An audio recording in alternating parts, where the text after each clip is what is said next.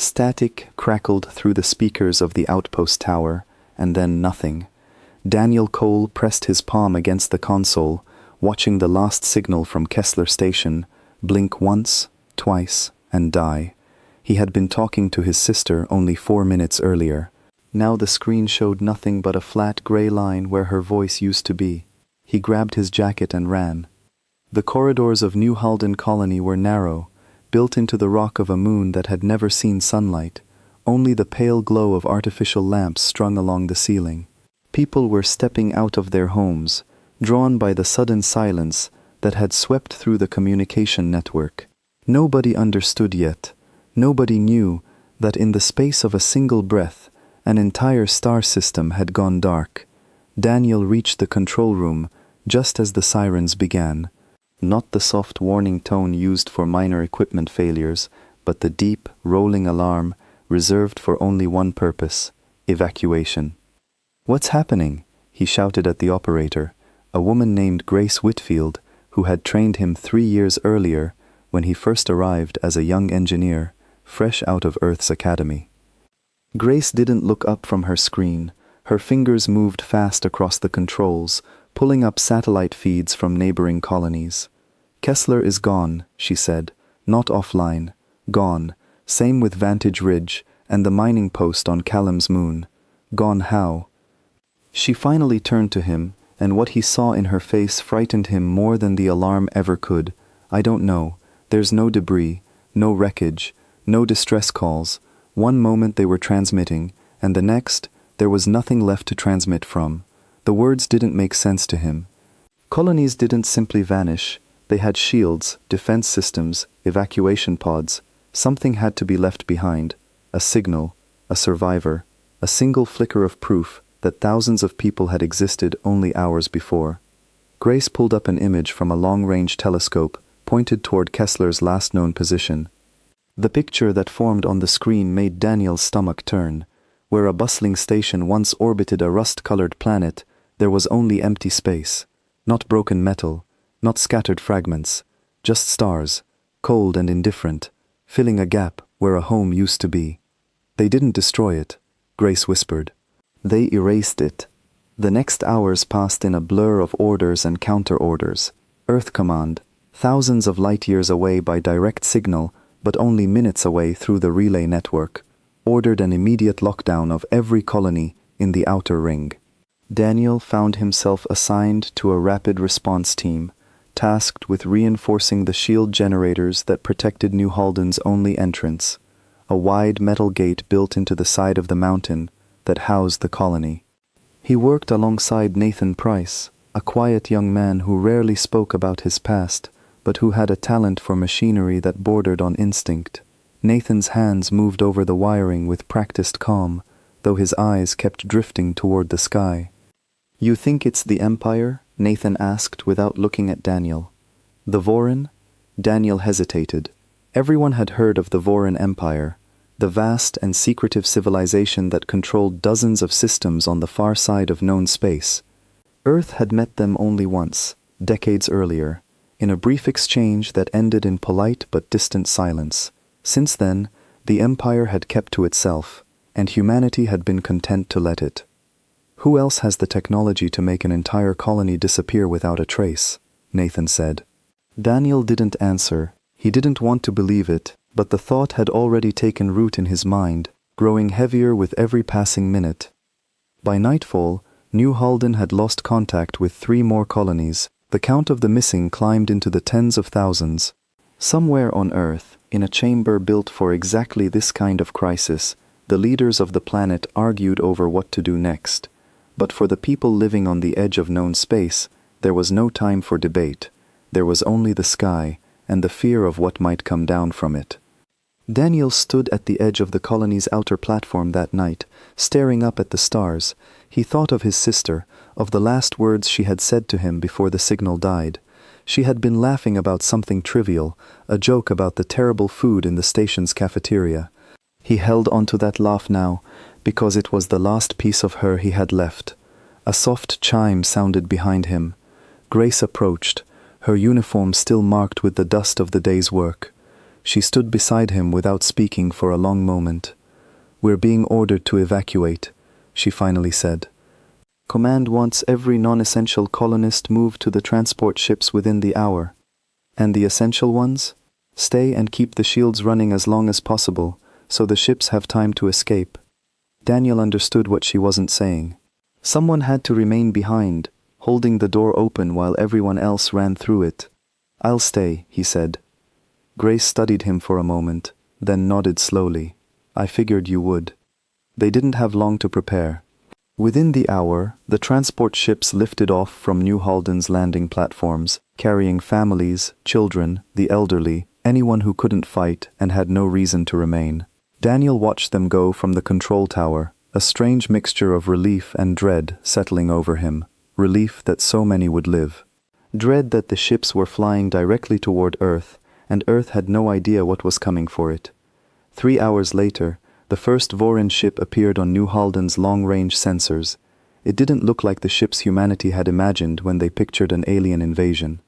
There were no armored hulls bristling with weapons, no menacing silhouette cutting through the darkness. Instead, it was smooth and pale, almost beautiful, moving with a silence that felt far more frightening than any roar of engines could have been. "Range?" Daniel asked, his voice barely steady. "Closing fast," Grace said. "They'll be within striking distance in 6 minutes." The remaining defenders of New Halden, barely 200 people, took their positions. Daniel manned the shield controls, watching the protective barrier around the colony pulse with a soft blue light.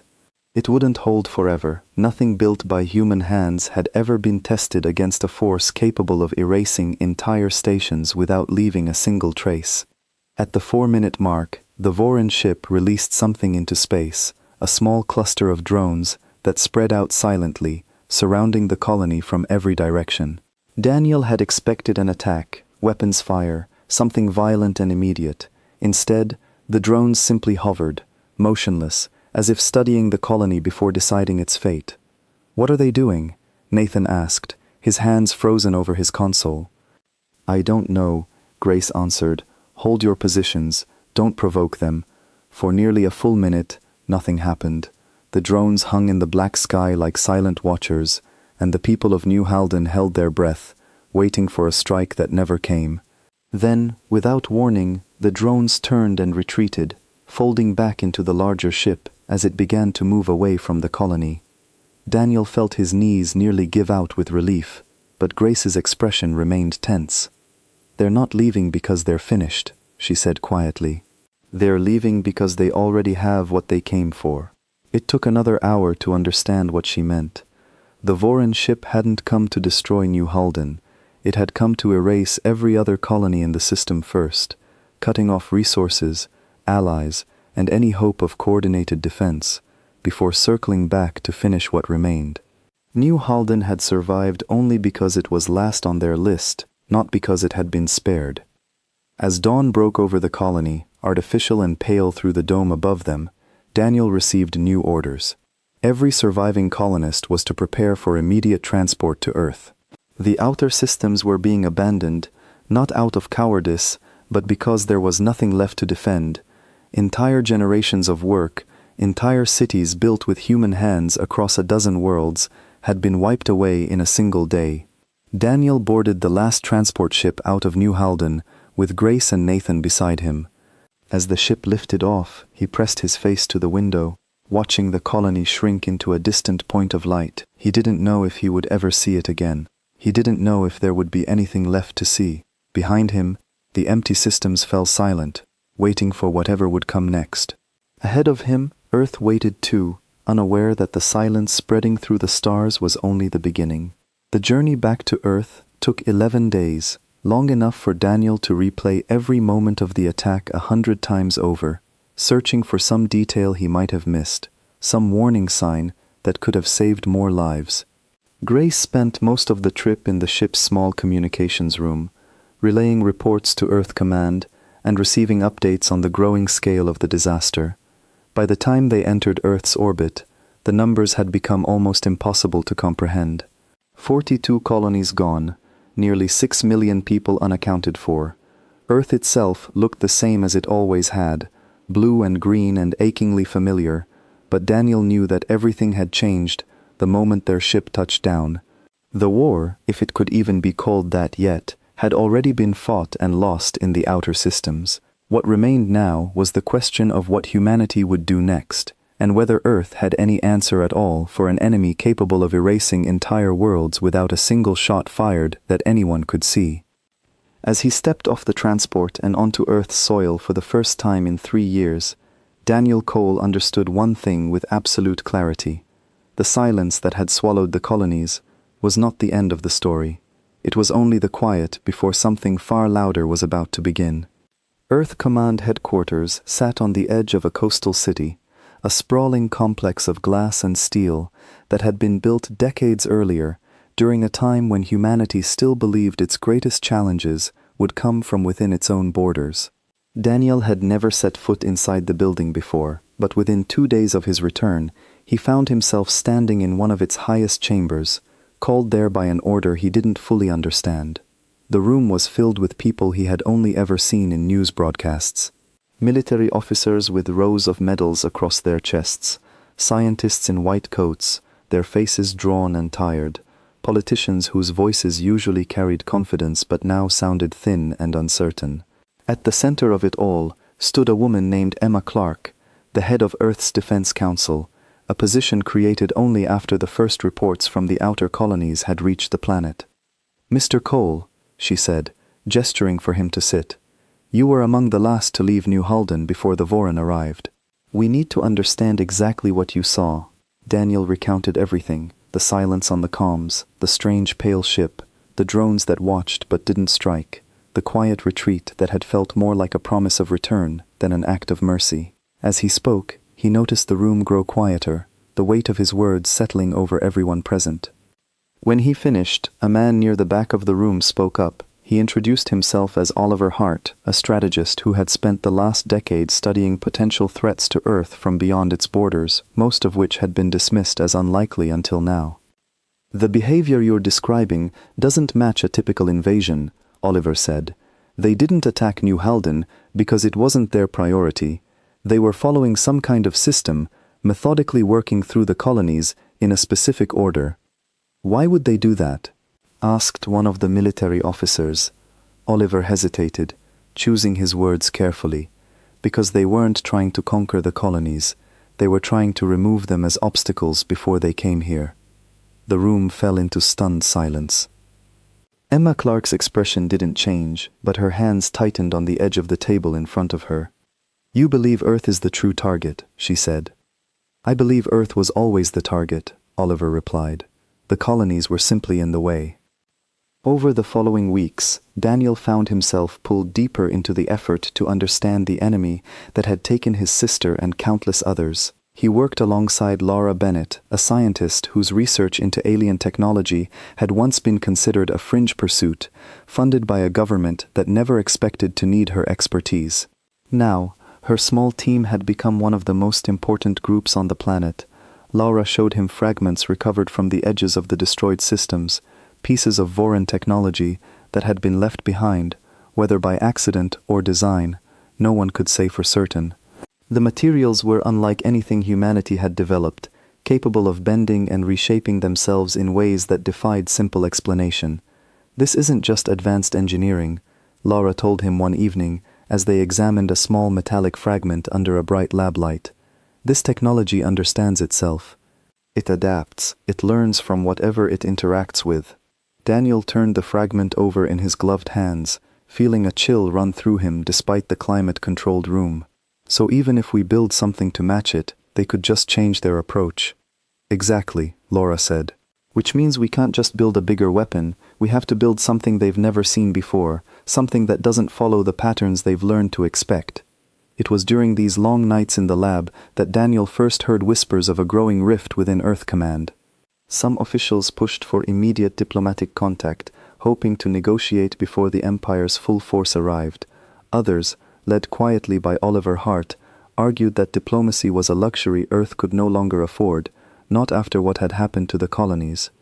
The debate came to a head during a tense meeting that Daniel wasn't supposed to attend, but found himself present for anyway, standing at the back of the room as Grace Whitfield, now serving as a liaison between the returning colonists and Earth Command, argued passionately for caution.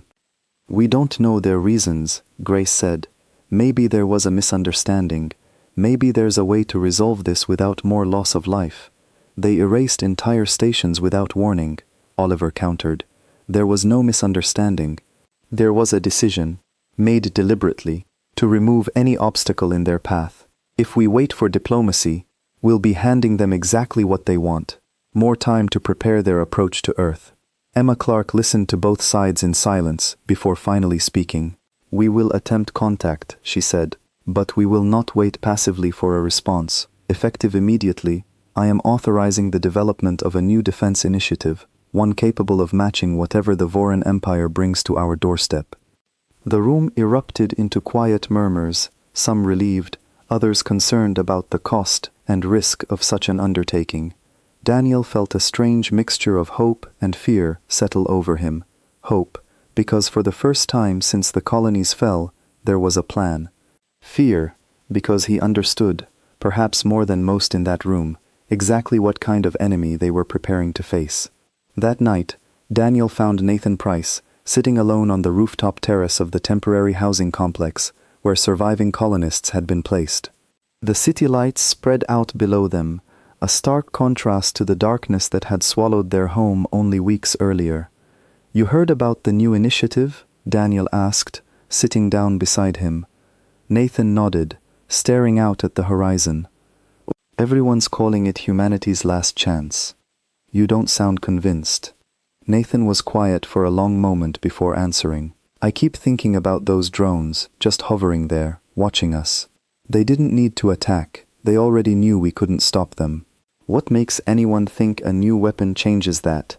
Daniel didn't have an answer, not one that felt honest anyway. He thought of the fragment of alien metal sitting in Laura's lab, technology that adapted and learned faster than anything humanity had ever built. He thought of his sister's laugh, cut short by a silence that had swallowed an entire station without leaving a trace. "Maybe it doesn't change everything," Daniel finally said, "but it's better than waiting for them to decide our fate without a fight." Nathan looked at him for a long moment, then nodded slowly, though the doubt never fully left his eyes.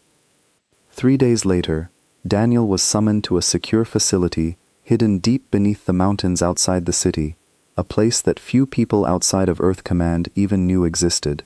It was here that the new initiative would take shape, and it was here that Daniel would learn just how far humanity was willing to go to ensure its own survival. The facility beneath the mountains had no official name, only a designation, Site 19, stamped on the security badge that Daniel was given upon arrival. The elevator ride down took nearly 4 minutes, descending far beneath the surface into a network of chambers carved directly into solid rock, reinforced with materials designed to withstand almost anything short of a direct strike from orbit. Emma Clark met him at the bottom, along with Oliver Hart and a small group of scientists Daniel hadn't met before. Among them was a sharp-eyed woman named Sophie Lang, introduced as the lead engineer, overseeing the initiative's technical development. "You're here because Laura Bennett recommended you," Emma explained as they walked through the facility's main corridor. "Your experience with the colony's shield systems, combined with what you witnessed during the attack, makes you valuable to this project." Daniel glanced around at the walls lined with monitors and diagrams, schematics of shapes he didn't recognize, drawings that seemed to blend organic curves with mechanical precision. "What exactly is this project?" Sophie answered before Emma could. "We're calling it the Aegis Initiative. The goal is simple to state, though far harder to achieve. We need to build a defense system capable of countering Voran technology, something that can adapt as quickly as they do." They arrived at a large chamber where a massive structure stood partially assembled, its surface gleaming under bright overhead lights. It didn't resemble any weapon Daniel had ever seen, no cannons, no visible armor plating. Instead, it looked almost like a living thing, its frame composed of shifting panels that seemed to respond subtly to the movement of the people around it. "This is Aegis Prime," Sophie said, a note of pride mixing with exhaustion in her voice. a defense platform built using principles we reverse-engineered from the fragments recovered after the colony attacks. It doesn't just resist damage. It learns from every interaction, adjusting its structure and response patterns in real time. Daniel stared at the structure, feeling a strange mixture of awe and unease. You're building something based on their own technology. It's the only way to match them, Oliver said. Conventional weapons failed instantly against the Vorin. This is our answer, but it comes with risks we can't fully predict. Over the following weeks, Daniel became deeply involved in the Aegis initiative, working alongside Sophie and her team to test the platform's capabilities. Every trial brought new discoveries, and with them, new concerns. The technology behind Aegis Prime was powerful, but it was also unpredictable, occasionally reacting to simulated threats in ways that surprised even the scientists who had built it. During one particular test, the platform was exposed to a simulated version of the drone technology that had surrounded New Halden. Instead of simply defending against the drones, Aegis Prime began adapting its own structure to mimic aspects of their design, blurring the line between human engineering and the alien technology it was meant to counter. It's learning faster than we expected, Laura Bennett said, reviewing the data from the control room's monitors. Faster than we can fully understand. Is that a problem? Daniel asked. Laura hesitated before answering. It might be exactly what we need. Or it might be something we can't control once it's out in the field. The tension surrounding the project only grew as reports continued to arrive from Earth's outer sensors, tracking the slow but steady approach of unidentified vessels moving through the same regions where the colonies had once stood.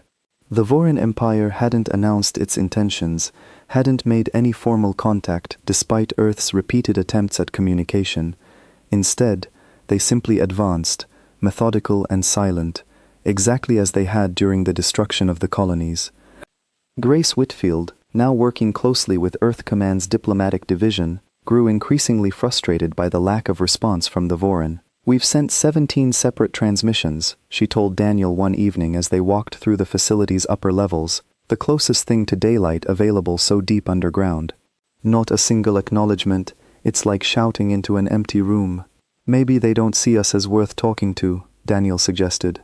Or maybe they've already decided what they're going to do, and nothing we say will change that, Grace replied. Her words weighed heavily on Daniel as he returned to the lab that night. The closer Aegis Prime came to completion, the more he found himself wondering whether any weapon, no matter how advanced, could truly stand against an enemy who had erased entire colonies without hesitation or explanation. It was during this period of uncertainty that Daniel first encountered Henry Voss, a quiet, reserved man who worked within Earth Command's intelligence division.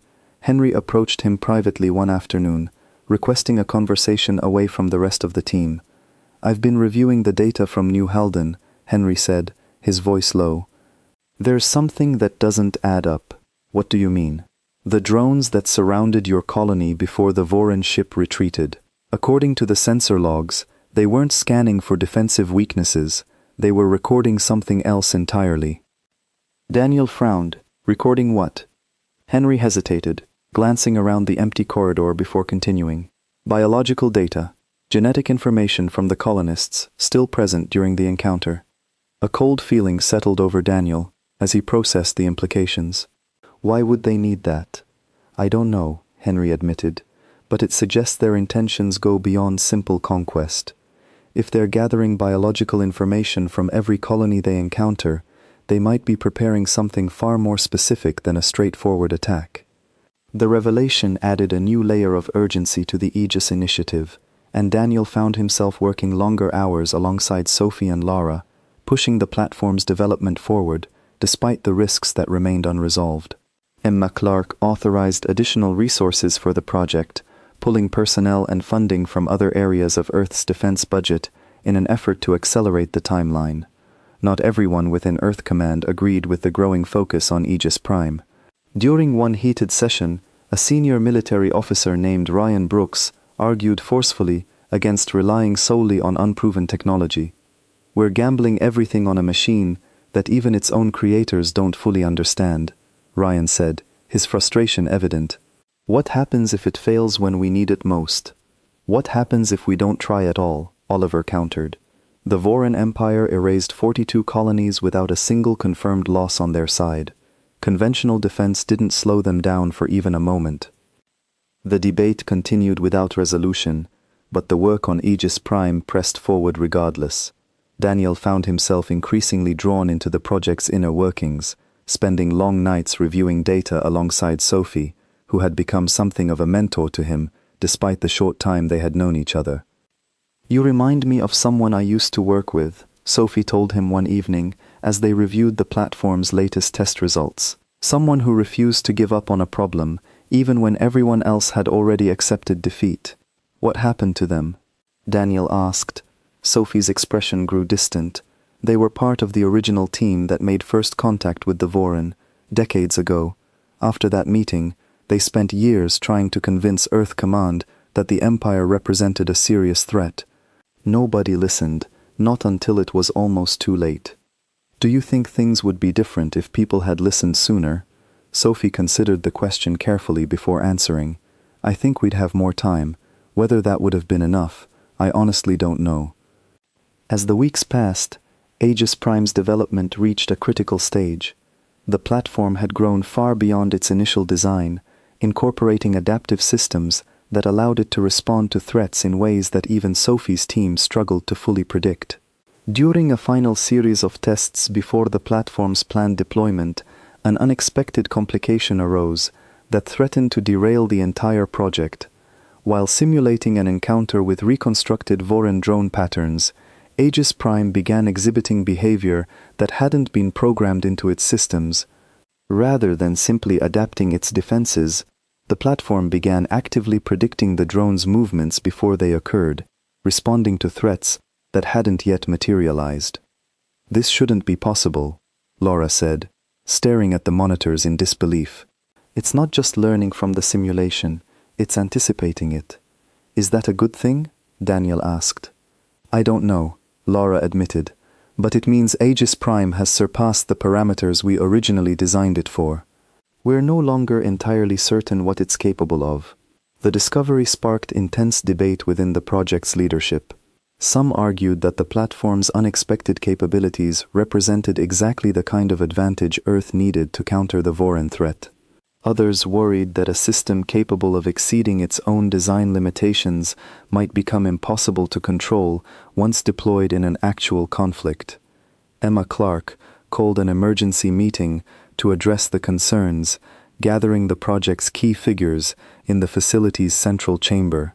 Daniel stood alongside Sophie, Laura, and Oliver as Emma addressed the group with a calm authority that had become increasingly rare as the crisis deepened.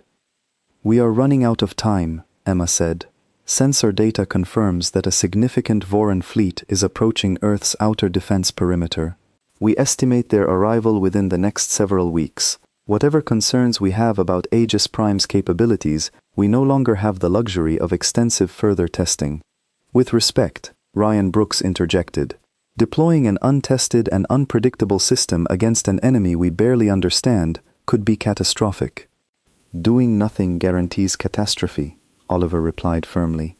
"We've seen exactly what happens when Earth's forces face the Voran without adequate preparation." Emma raised a hand, silencing the growing argument.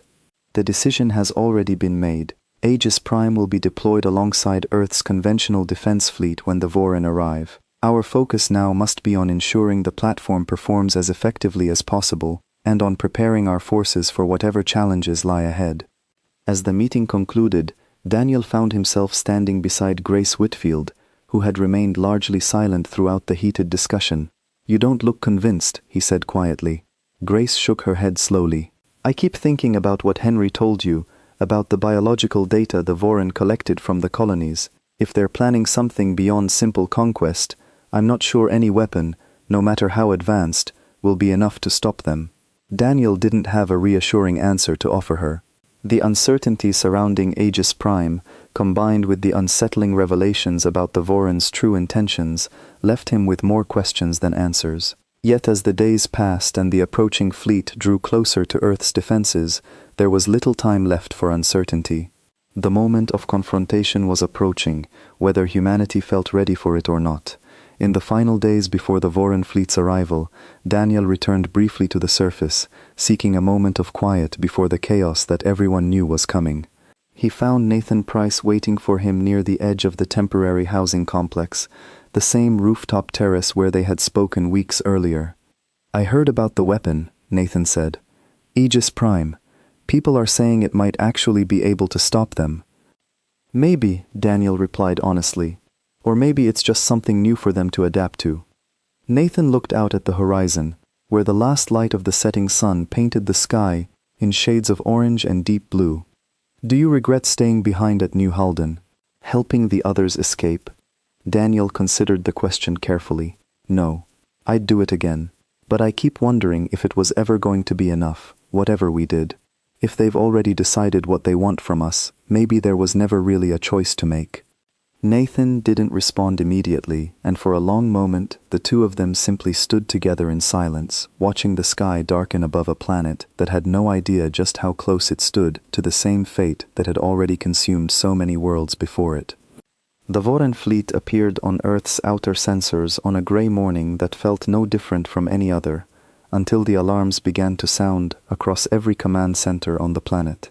Daniel stood inside the central control room of Site 19, watching the tactical display fill with points of light representing ships that had already erased 42 colonies without mercy or explanation. "Fleet size confirmed," an officer called out, her voice tight with tension. 63 vessels approaching from the outer perimeter at high speed. Emma Clark stood at the center of the room, her expression calm despite the storm of activity surrounding her. "Deploy Aegis Prime alongside the primary defense fleet. All remaining ships hold formation at the designated perimeter." Daniel watched as the massive platform, now fully operational, launched from its underground hangar and rose toward the sky, joining the assembled ships of Earth's combined defense force. It was a strange sight, the sleek and organic form of Aegis Prime moving alongside the more familiar angular shapes of Earth's traditional vessels, two different philosophies of survival meeting at the edge of a coming storm. Sophie Lang monitored the platform's systems from a station beside Daniel, her fingers moving quickly across the controls. All systems responding normally. Aegis Prime is fully integrated with the fleet's communication network. "Let's hope that's enough," Oliver Hart said from nearby, his eyes fixed on the approaching fleet displayed on the main screen. The Voran ships continued their advance, showing no sign of altering course despite Earth's visible defensive preparations. Grace Whitfield, stationed at the communications console, made one final attempt at contact, broadcasting a message of peaceful intent toward the approaching fleet. There was no response, just as there had been no response to every attempt before it. "They're not interested in talking," Grace said quietly, more to herself than to anyone else in the room. The first engagement began without warning, a sudden burst of energy from the lead Voran vessel that struck one of Earth's outer defense ships before anyone could react. The ship's shields held for a brief moment before failing entirely, forcing an emergency retreat as its crew scrambled to reach safety. "They're testing our defenses," Sophie said, watching the exchange unfold on her monitor, probing for weaknesses before committing to a full engagement. Emma gave the order for Earth's fleet to advance, matching the Voran's slow and methodical approach with a calculated response of their own. Aegis Prime moved to the front of the formation, its adaptive systems already analyzing the brief exchange that had just taken place. What followed was unlike any conflict humanity had faced before. The Voran fleet employed strategies that shifted constantly, each ship adjusting its tactics based on the responses of Earth's defenses, probing for any weakness that might be exploited. Yet as the engagement continued, something unexpected began to happen. Aegis Prime, drawing on the same adaptive principles that made the Voran technology so formidable, began to counter their shifting strategies with equal unpredictability. Where Earth's traditional ships struggled to anticipate the Empire's next move, the platform responded with adjustments of its own, learning from each exchange faster than the Voran themselves could adapt. "It's working," Laura Bennett said from the monitoring station, disbelief evident in her voice. "Aegis Prime is matching their adaptation rate. The battle raged on for hours, neither side gaining a decisive advantage as both fleets continued to adjust and counter each other's strategies. Daniel watched the tactical display with growing tension, aware that every passing moment brought the possibility of catastrophic losses on both sides. It was during a lull in the fighting that Henry Voss approached Daniel with troubling news. "I've been monitoring the biological scans from the Voran vessels," he said quietly. "They're still collecting data, even during active combat. Whatever they're preparing, it hasn't changed, regardless of the resistance we're putting up." "What does that mean for us?" Daniel asked. Henry's expression remained grim. "It means this battle might not be the true objective. It might just be another step in whatever larger plan they're following." The thought unsettled Daniel deeply, but there was little time to dwell on it as the conflict intensified once again. The Voran fleet, having apparently gathered sufficient data from the initial exchanges, shifted its strategy entirely, launching a coordinated assault aimed directly at Aegis Prime. "They've identified the platform as the primary threat," Sophie said urgently, watching multiple Voran vessels converge on Aegis Prime's position. "They're trying to eliminate it before it can adapt further." Emma ordered the remaining fleet to provide cover, drawing Voran fire away from the platform, while it continued its own defensive maneuvers. The exchange grew increasingly intense, with both sides suffering losses as the battle stretched into its second hour.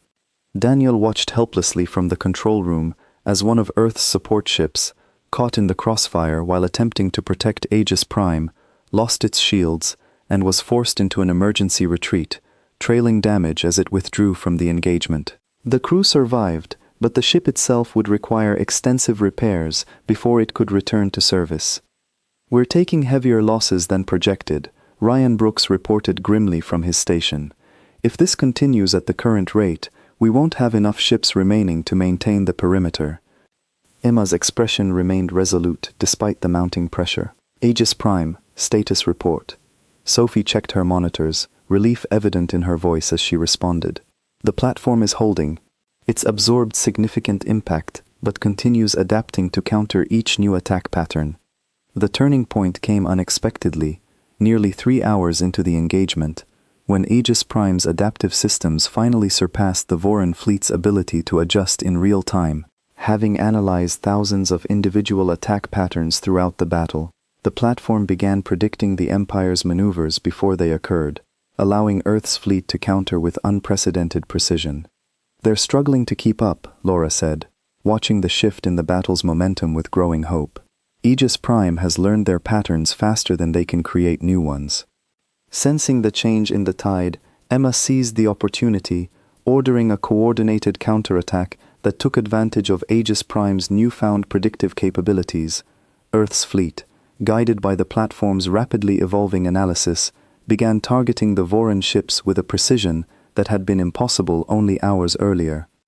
The Voran fleet, faced with an adversary that had somehow matched and then exceeded their own adaptive advantage, began a slow and calculated retreat, withdrawing from the engagement rather than risk further losses against a system they no longer fully understood. As the last Voran vessel disappeared from Earth's sensors, a stunned silence settled over the control room, broken only by the quiet hum of monitoring equipment and the exhausted breathing of everyone who had just witnessed humanity's first true victory against an enemy that had once seemed unstoppable. "They're retreating," Sophie confirmed, her voice filled with disbelief. "The entire fleet is withdrawing." Emma allowed herself a brief moment of visible relief before addressing the room. "Confirm losses and casualties immediately. I want a full report on Aegis Prime's condition and remaining operational capacity." As the reports began coming in, Daniel found himself standing beside Grace Whitfield, both of them staring at the now empty tactical display where the Voran fleet had been only moments before. "We did it," Grace said quietly, though her voice carried more caution than celebration. "We actually held them back." "For now," Daniel replied, thinking of Henry's warning about the biological data the Voran had continued collecting even during the height of the conflict. "But I don't think this is over.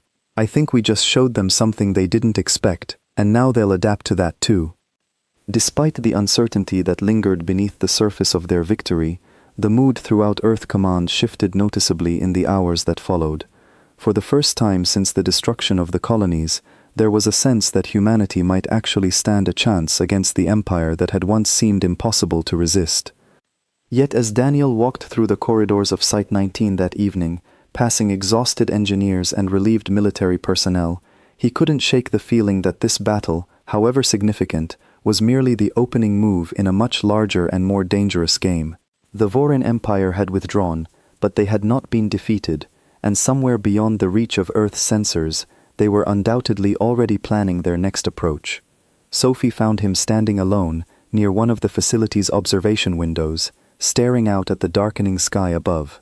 "You should be celebrating," she said gently. "We just survived our first real encounter with the Empire." "I keep thinking about what happens next," Daniel admitted. "They've seen what Aegis Prime can do now. Next time, they'll be ready for it." Sophie nodded slowly, her expression thoughtful. "Then we'll have to be ready to adapt again too. That's the only way we're going to survive whatever comes after this." As the facility settled into a tense but hopeful quiet, Daniel allowed himself a brief moment to consider the cost of the day's events. Ships had been damaged, crews had faced injuries that would take time to heal, and the shadow of the Empire's true intentions still loomed over everything they had accomplished. Yet for the first time since the silence had swallowed the colonies, there was a flicker of something Daniel hadn't felt in weeks: hope. Whether that hope would be enough to carry them through whatever the Vorin Empire planned next remained to be seen, but for the moment, Earth had proven it was capable of standing its ground, and that alone felt like a victory worth holding on to, even as the uncertainty of the future stretched out before them like the vast and unknowable darkness of space itself. In the weeks that followed the battle above Earth's outer perimeter, the planet began to change in ways that few could have predicted before the Vorin Empire's arrival. Cities that had once focused their resources on trade and growth now dedicated entire districts to defense manufacturing. Schools introduced new courses on colonial history, ensuring that the memory of what had been lost would never fade from the minds of the next generation. Daniel Cole found himself in an unfamiliar position, transformed from a quiet colonial engineer into one of the leading voices within Earth's ongoing defense efforts. He continued working alongside Sophie Lang, refining Aegis Prime's capabilities in anticipation of the Vorin Empire's inevitable return, though no one could say with certainty when that return might come. "They've gone quiet," Grace Whitfield reported during one of the regular briefings held at Site 19. "No further fleet movements detected anywhere near our systems in the past month." "That's not necessarily good news," Oliver Hart cautioned. "Silence from an enemy like this usually means they're preparing something we haven't anticipated yet." Henry Voss, who had continued his investigation into the Empire's true intentions, arrived at the briefing with troubling new information. "I've compiled everything we know about their biological data collection efforts," he said, distributing copies of his findings to those gathered in the room. "Based on the patterns observed across every encounter, I believe they're not simply gathering intelligence. I believe they're searching for something specific within human biology." "What kind of something?" Emma Clark asked. "I don't have a definitive answer," Henry admitted. "But whatever they're looking for, they haven't found it yet. That might explain why they retreated, rather than pressing their advantage after the battle. They may have realized that continuing the conflict risked losing access to something they consider valuable." The revelation sparked renewed urgency within Earth Command, prompting an intensified effort to understand not just the Empire's military capabilities, but their underlying motivations. Laura Bennett's research team expanded significantly, incorporating biologists and geneticists who worked alongside the engineers and physicists already studying the recovered alien technology. As the investigation progressed, Daniel found himself drawn into conversations he never expected to have, discussions about the fundamental nature of humanity itself and what exactly the Vorin Empire might see in it that made colonization worth the effort of hunting down instead of simply avoiding contact altogether. During one such conversation, Laura shared a discovery that shifted the entire understanding of the conflict. "The genetic material they collected doesn't match any pattern of conventional colonization," she explained. gathering the team around a display showing detailed analysis of the samples recovered from New Halden's encounter. It's specific, targeted, as though they're searching for a particular trait rather than gathering general information about our species. Could it be some kind of weakness? Daniel asked. Something they're trying to exploit. It's possible, Laura said. But there's another explanation that fits the data equally well. What if they're not searching for a weakness at all? What if they're searching for something valuable, something rare, that exists only within certain individuals? The implications of Laura's theory unsettled everyone present. If the Voran Empire's true motivation involved something as specific and personal as an individual genetic trait, the scale and nature of the conflict took on an entirely different meaning than anyone had previously considered. Grace Whitfield, who had remained quiet throughout much of the discussion, finally spoke up. If that's true, then this was never really about conquering Earth as a whole. It was about finding specific people, and everyone else was simply in the way. The room fell into uneasy silence as the weight of her words settled over everyone present. Daniel thought of his sister, of the countless others lost during the initial attacks on the colonies, and wondered with a growing sense of dread whether their deaths had been the result of a calculated search rather than simple, indiscriminate destruction. Emma Clark addressed the group with measured resolve. Regardless of their true motivations, our priority remains the same. We must continue strengthening our defenses while working to understand exactly what we're facing. Henry, continue your investigation into the biological data. Laura, I want your team focused on identifying what trait they might be searching for, and why it matters enough to justify erasing entire colonies to find it. As the meeting concluded and the room slowly emptied, Daniel remained behind, staring at the displayed data with a growing sense of unease. Sophie approached quietly, noticing the troubled expression on his face. "You're thinking about your sister," she said gently. Daniel nodded slowly. If they were searching for something specific, something rare, what if she had it? What if that's why New Halden's system was targeted at all? Sophie placed a reassuring hand on his shoulder. "We don't know that for certain yet. But whatever the truth turns out to be, we're going to find it. And when we do, we'll be ready to respond, no matter what it means." Over the following months, the investigation into the Voran Empire's true intentions continued alongside ongoing efforts to strengthen Earth's defenses. Aegis Prime underwent further refinements, its adaptive systems growing increasingly sophisticated as Sophie's team incorporated lessons learned from the initial battle. Additional platforms based on similar principles began construction, ensuring that Earth would no longer rely on a single point of defense against future encounters with the Empire.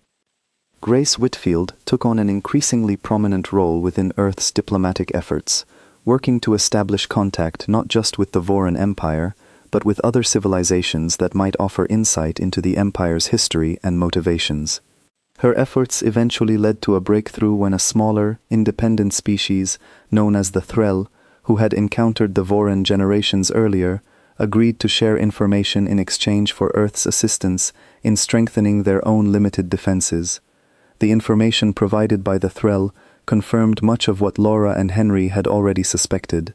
The Voran Empire had a long history of searching for specific genetic traits among the civilizations they encountered, traits linked to unusually adaptive biology that allowed certain individuals to survive and thrive in environments that would otherwise prove fatal. The Empire believed that incorporating these traits into their own population would grant them significant advantages in their continued expansion across the galaxy. "They're not looking to destroy us," Grace reported during a briefing held shortly after the Threll's revelations. "They're looking to take what they consider valuable and discard the rest. The colonies were never truly the target.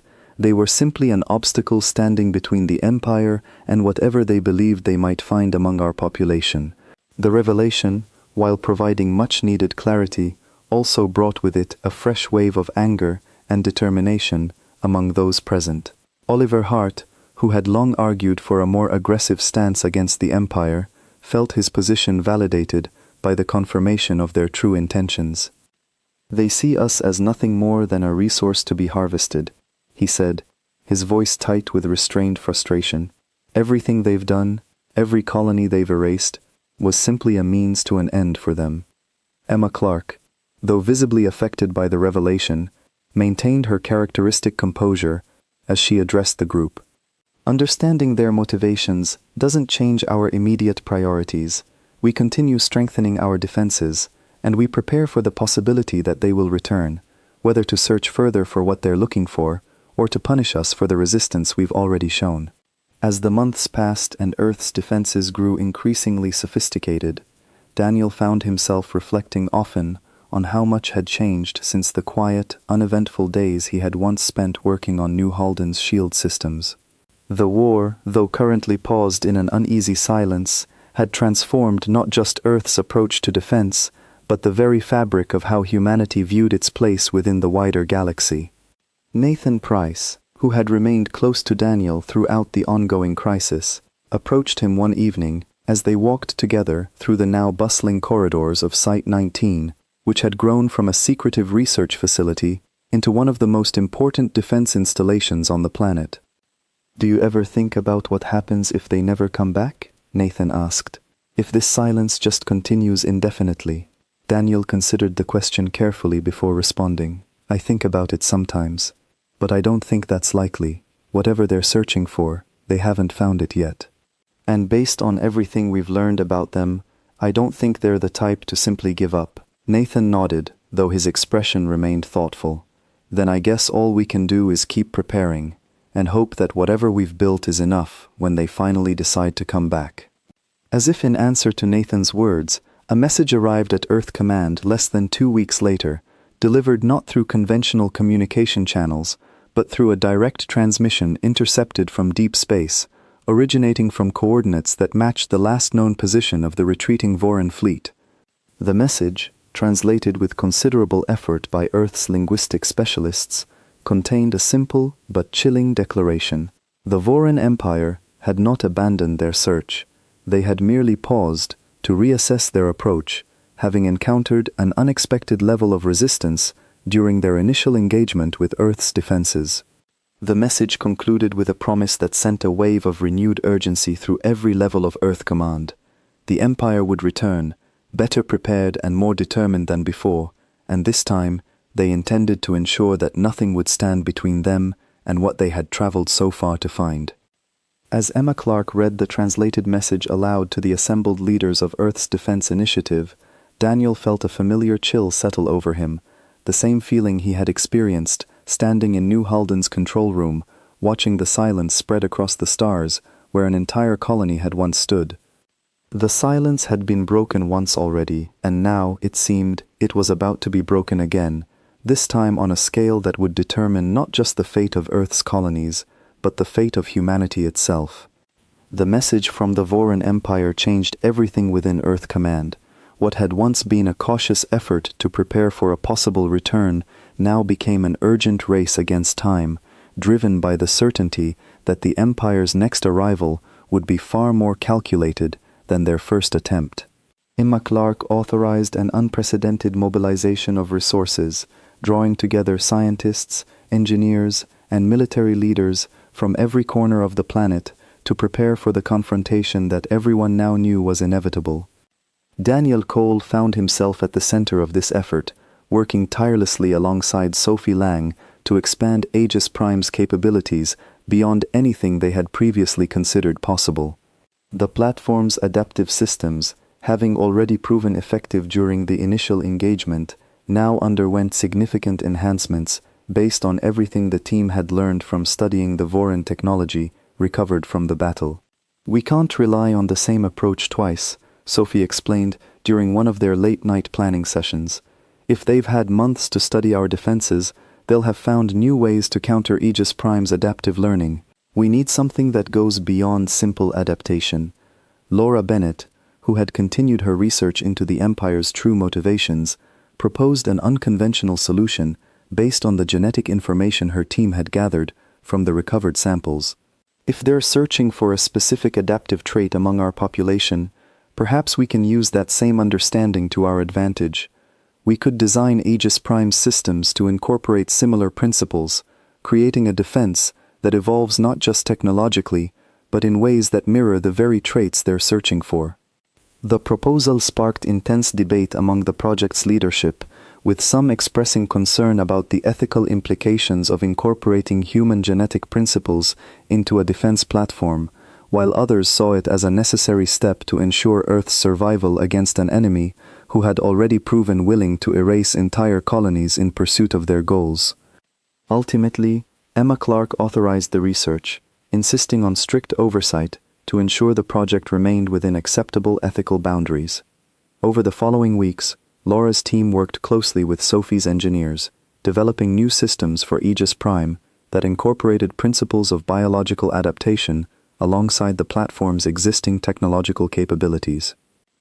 Meanwhile, Grace Whitfield continued her diplomatic efforts, working alongside representatives from the Threll and other smaller civilizations who had encountered the Voran Empire in the past.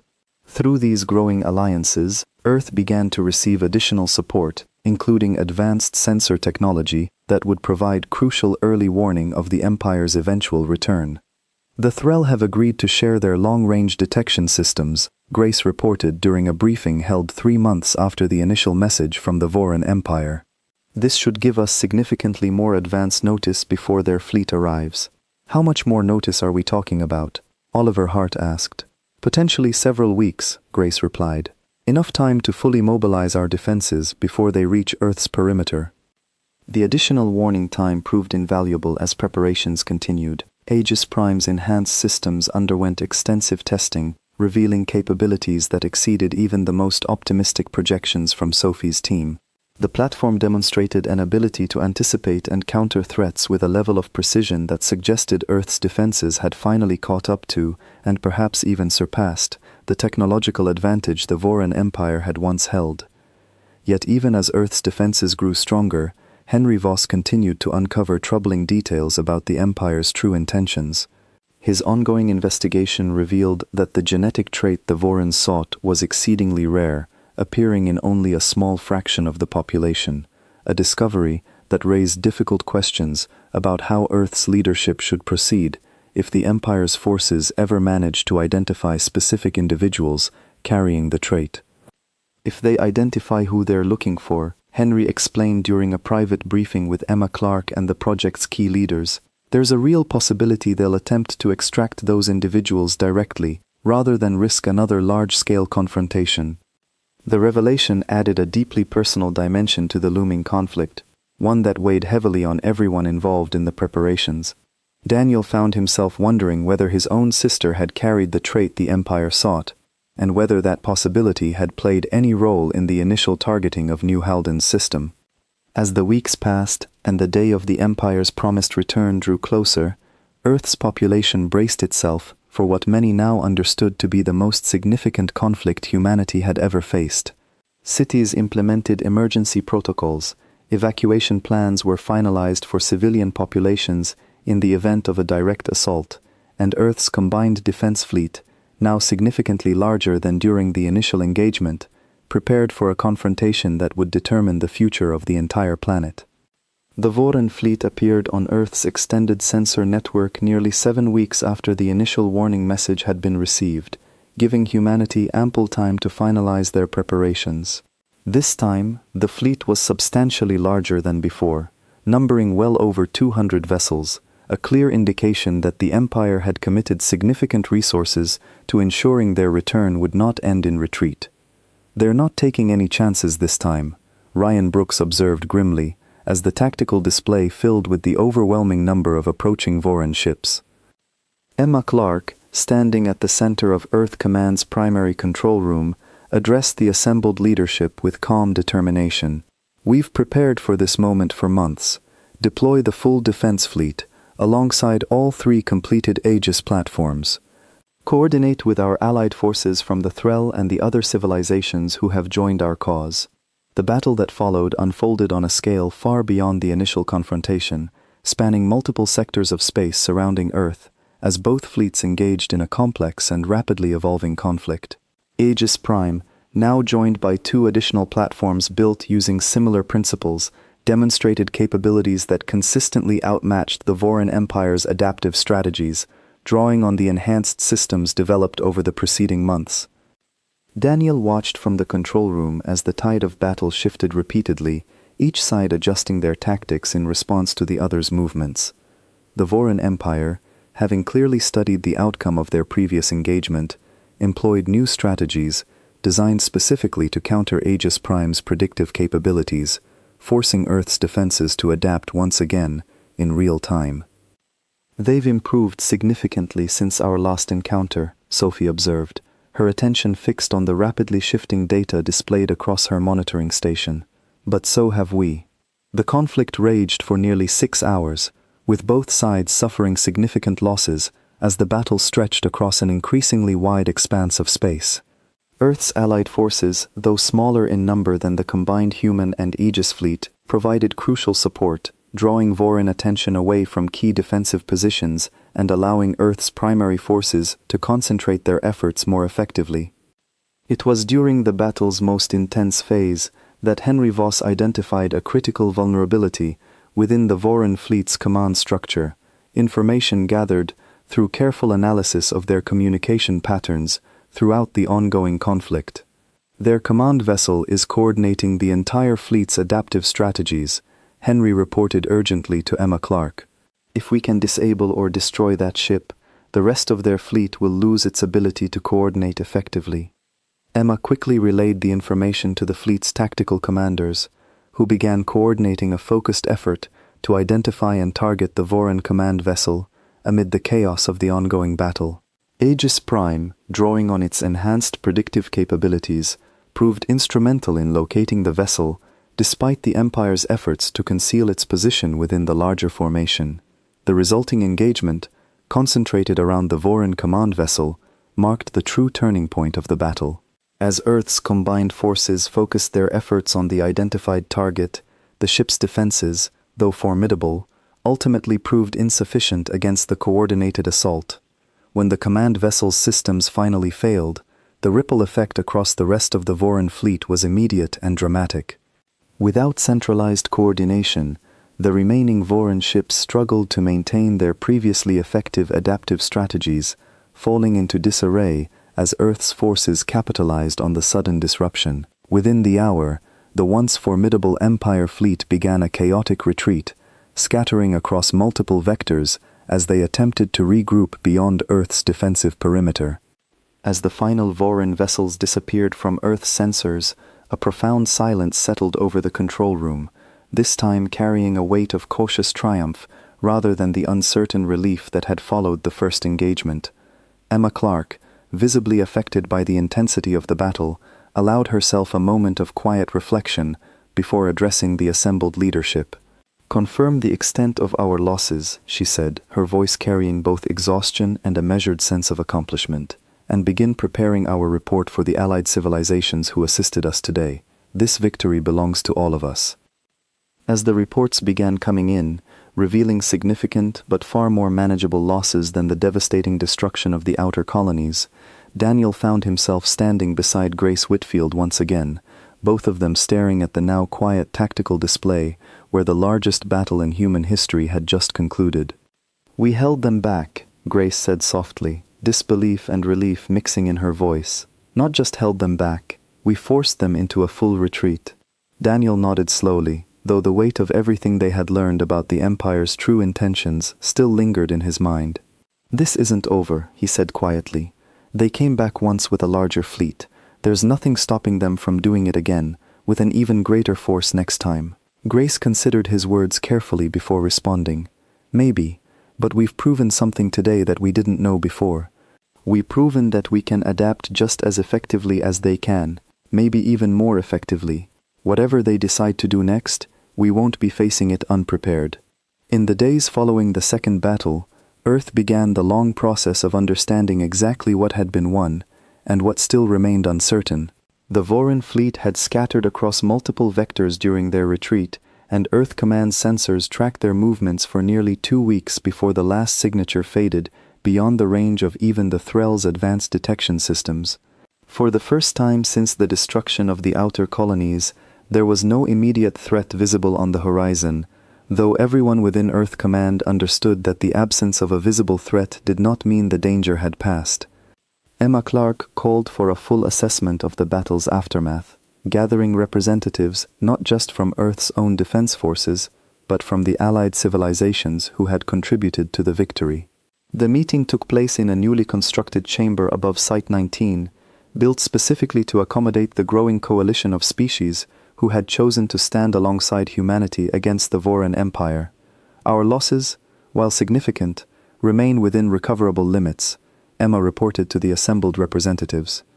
More importantly, we have demonstrated that the Empire's technological advantage is not insurmountable. With continued cooperation between our civilizations, we believe we can maintain this defensive advantage moving forward. A representative from the Threll, a slender being named Vel Oren, who had become a familiar and respected presence within Earth Command over the preceding months, addressed the gathering with cautious optimism. Your success against the Empire's larger fleet has not gone unnoticed among the other civilizations who have suffered under their expansion. Several have expressed interest in joining our coalition, having witnessed what became possible when species work together rather than facing the Empire in isolation.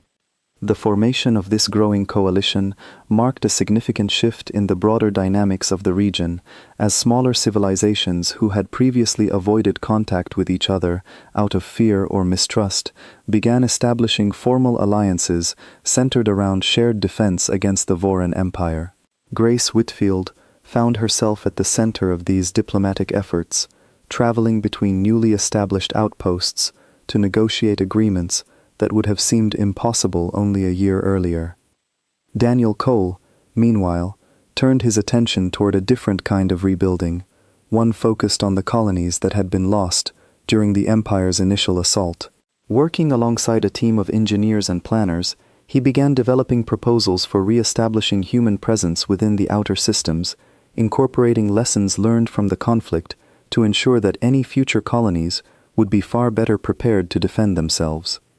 We can't simply rebuild what was lost, he explained during a planning session with Sophie Lang and several colonial representatives who had survived the initial attacks.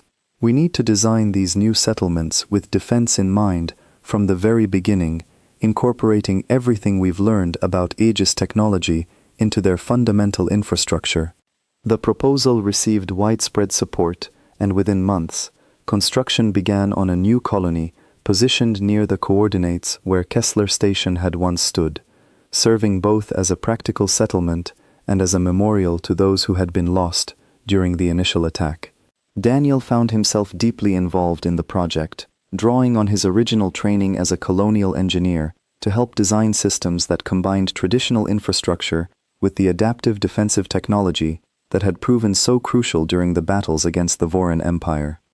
Nathan Price, who had remained close to Daniel throughout the preceding months, joined the reconstruction effort as well, bringing his considerable talent for machinery to bear on the practical challenges of rebuilding a functioning colony from the ground up. The two of them worked long hours together, finding a sense of purpose in the act of creation that helped ease some of the lingering grief from everything they had witnessed and lost. It feels strange, Nathan admitted one evening as they reviewed construction plans for the new colony's primary defense grid. Building something new in the same place where we lost so much. I think that's exactly why we need to do it, Daniel replied. We can't let what happened define us as only victims. We need to show that we can rebuild, that we can create something even stronger than what was lost. As the new colony took shape over the following months, Laura Bennett continued her research into the Voran Empire's true motivations, working alongside Henry Voss to develop a deeper understanding of the genetic trait the Empire had been searching for throughout their campaign against humanity's colonies. Their research eventually led to a significant discovery that would shape Earth's approach to the ongoing conflict for years to come. The trait they're searching for isn't unique to humanity, Laura explained during a briefing held with Earth Command's senior leadership. It appears across multiple species, though it remains exceedingly rare within any single population.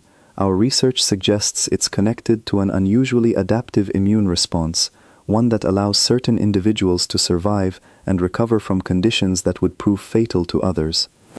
Why would the Empire consider this trait valuable enough to justify such extensive efforts to acquire it? Oliver Hart asked. Henry Voss, who had continued his own investigation alongside Laura's research, offered a troubling possibility. Based on historical records we've gathered from the Threll and other allied civilizations, the Vorin Empire has faced significant internal challenges related to disease and genetic instability within their own population. It's possible they view this trait as a potential solution to problems that have plagued their species for generations. The revelation added a new layer of complexity to the ongoing conflict, suggesting that the Empire's aggressive expansion was driven not simply by a desire for conquest, but by a genuine struggle for survival within their own civilization. Emma Clark considered this information carefully before addressing the assembled leadership. "This doesn't excuse what they've done," she said firmly. "The destruction of our colonies, the loss of countless lives, cannot be justified by any explanation, no matter how sympathetic the underlying motivation might seem. But understanding their true circumstances may open new possibilities for resolving this conflict without further loss of life on either side." Grace Whitfield, drawing on this new understanding, began cautiously exploring the possibility of renewed diplomatic contact with the Vorin Empire, working through intermediary civilizations who maintained limited but functional communication channels with the Empire's outer territories. Progress was slow and fraught with uncertainty, but as months turned into a year following the second major battle, small signs of change began to emerge. A formal message arrived at Earth Command nearly 14 months after the Empire's retreat, this time carrying a markedly different tone than any previous communication.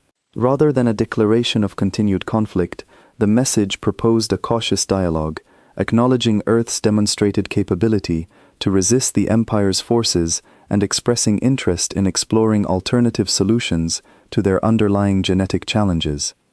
The proposal sparked intense debate within Earth Command, with some advocating for immediate engagement in hopes of finally ending the cycle of conflict, while others remained deeply skeptical of the Empire's sudden shift in approach after everything humanity had suffered at their hands. "We cannot simply trust them after everything they've done," Ryan Brooks argued during a particularly heated session. "This could easily be another strategy, a way to gather additional information while appearing to seek peaceful resolution." "Perhaps," Oliver Hart replied thoughtfully, his position having softened somewhat since the early days of the conflict. "But refusing to explore this possibility entirely risks perpetuating a war that has already cost too many lives on both sides.